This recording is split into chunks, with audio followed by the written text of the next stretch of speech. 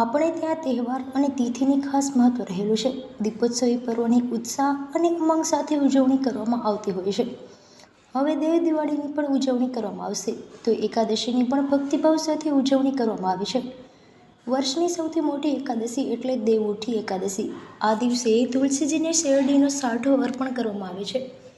તો પોરબંદરમાં 150 ટનથી વધારે શેરડીની આવક જોવા મળી રહી છે.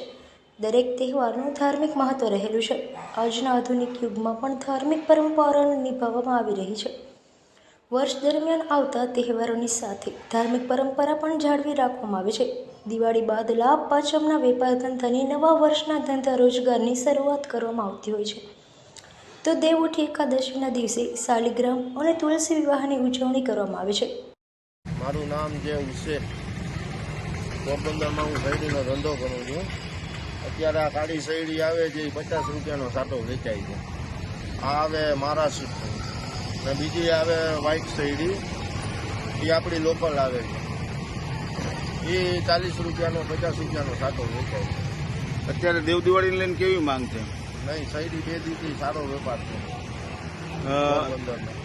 ગંઢેરીનો શું ભાવ? ગંઢેરી 80 રૂપિયા કિલો. અત્યારે ક્યાં ક્યાં વિસ્તારમાં વેચાય છે? અત્યારે એમજી રોડ ઉપર, ગાયવાડી, પછી જુબેલી પુલ ઉપર, પલ્લીના પુલ ઉપર, લિવરફ્રન્ટની સામે. ગત વર્ષ કરતા આ વખતે ભાવ કેવો? ઓછો છે. ગયા વખતે શું હતો? ગયા વખતે 60-70 રૂપિયાનો સાટો વેચતા. આ વખતે 50 રૂપિયાનો સાટો વેચતા.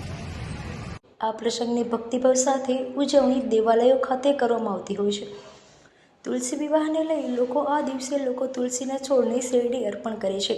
આ ધાર્મિક માન્યતા રહેલી છે. આથી તે મુજબ શેરડી અર્પણ કરે છે.